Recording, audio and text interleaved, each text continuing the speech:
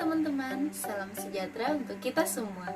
Perkenalkan, nama saya Angelina Peleng, kelas A1, semester 1, Fakultas Keperawatan dari Universitas Pembangunan Indonesia.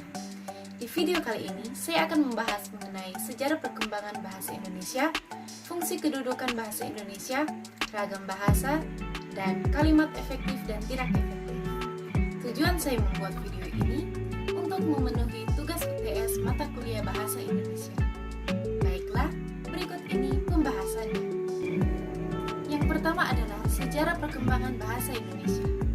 Bahasa Indonesia lahir pada tanggal 28 Oktober 1928 bersamaan dengan momen Sumpah Pemuda.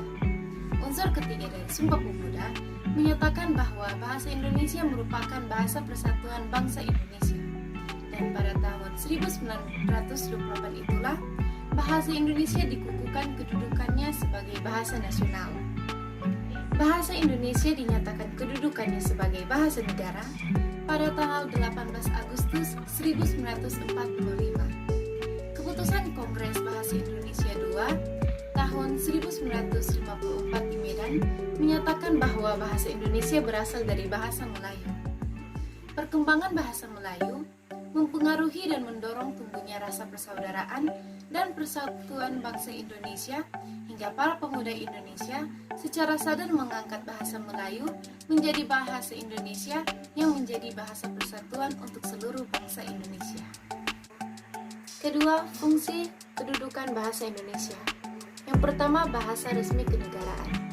Yang kedua, bahasa pengantar pendidikan. Yang ketiga, bahasa komunikasi tingkat nasional. Yang keempat, bahasa media massa. Yang kelima, bahasa pengembangan dan pemanfaatan ilmu pengetahuan dan teknologi. Yang ketiga, ragam bahasa. Ragam bahasa adalah variasi kata-kata berdasarkan pemakaian, topik yang dibicarakan, orang yang dibicarakan, serta medium pembicara. Ragam bahasa Indonesia. Yang pertama, ragam dialek atau logat. Yang kedua, ragam sosialek atau sosial. Yang ketiga, ragam bahasa lisan dan tulisan. Yang keempat, ragam bahasa baku dan tidak baku. Yang kelima, ragam bahasa resmi. Yang keempat, kalimat efektif. Kalimat efektif adalah kalimat yang mengungkapkan gagasan sesuai yang diharapkan penulis atau pembicaranya. Syarat-syarat kalimat efektif yaitu kelogisan, ketegasan, kehematan, ketepatan, kecermatan, kepaduan, kesejajaran, dan kesepadanan. Ciri-ciri kalimat efektif. Yang pertama yaitu memiliki unsur pokok atau penting minimal subjek dan predikat. Yang kedua, taat terhadap tata aturan ejaan. Yang ketiga, menggunakan diksi yang tepat. Yang keempat, menggunakan kesepadanan antar unsur bahasa dan jalan pikir logis dan sistematis. Yang kelima, menggunakan kesejajaran untuk bahasa yang dipakai. Yang keenam, melakukan penekanan ide pokok. Yang ketujuh, mengacu pada kehematan penggunaan kata. Yang kedelapan, menggunakan variasi struktur kalimat. Yang kelima adalah kalimat tidak efektif.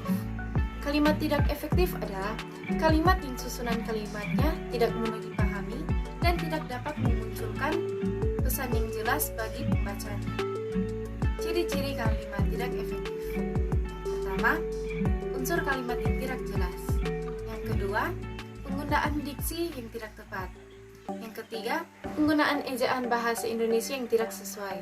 Yang keempat, tidak ada ide pokok dalam kalimat. Yang kelima, boros dalam penggunaan kata.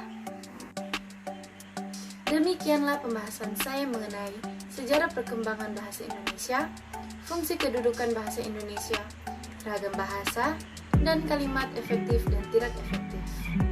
Saya sadar bahwa pembahasan saya ini masih jauh dari kata sempurna. Oleh sebab itu, segala kritik dan saran yang membangun sangat dibutuhkan. Dan sebelum saya mengakhiri video ini, saya mau mempromosikan kampus saya yaitu Universitas Pembangunan Indonesia.